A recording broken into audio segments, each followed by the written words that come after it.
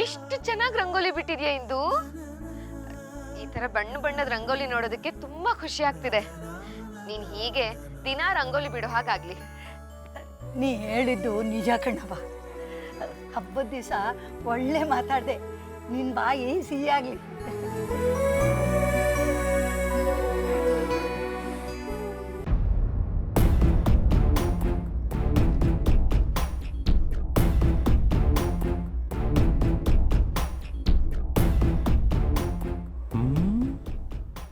ಶುರು ಮಾಡ್ಕೊಂಬಿಟ್ಟವಳೆ ಬತ್ತಿ ಮಾಡ್ಕಕ್ಕೆ. ಇವತ್ತು ಯಾರ್ಯಾರಿಗೆ ನಿಜವಾಗ್ಲೂ ಹಬ್ಬ ಕಾದದು ಗೊತ್ತಾಯ್ತಿಲ್ಲ.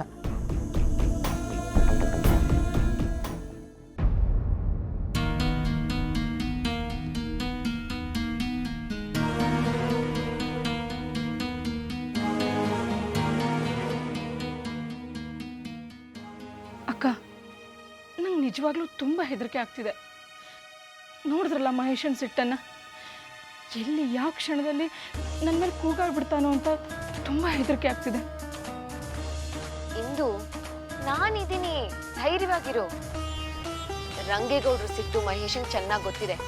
ಇಂಥ ಸಮಯದಲ್ಲಿ ಯಾರು ಧ್ವನಿ ಎತ್ತಿ ಮಾತಾಡೋದಿಲ್ಲ.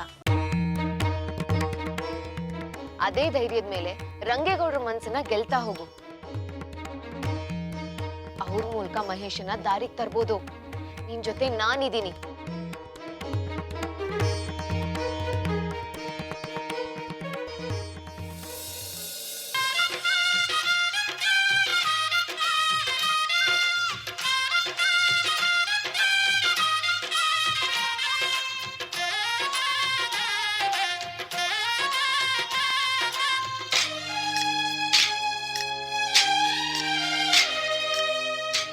ಲೋ ಯಾಟೆ ಸರಿಯಾಗಿ ಸಿಕ್ಲಾ? ಯಾಕ್ಲಾ?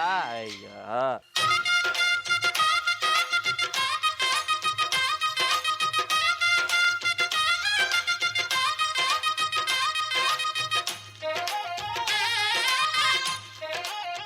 ಏಯ್ ಸರಿಯಾಗಿ ನೀರು ಹಾಕ್ಲಾ ಲೇ.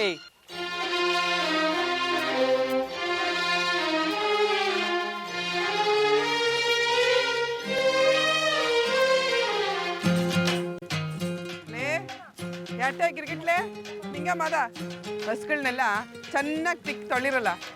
ಬದುಕಿರೋ ಗಂಟ ನಮ್ಮ ಸೇವೆ ಮಾಡೋ ದನಗಳಿಗೆ ವರ್ಷದಾಗೆ ಒಂದು ಕಿತನಾದ್ರೂ ಮೈ ತೊಳೆದು ಪುಣ್ಯ ಕಟ್ಕೊಳ್ಳಿ. ಒಳ್ಳೆ ಮಾತು ಹೇಳ್ದೆ ಕಣವ.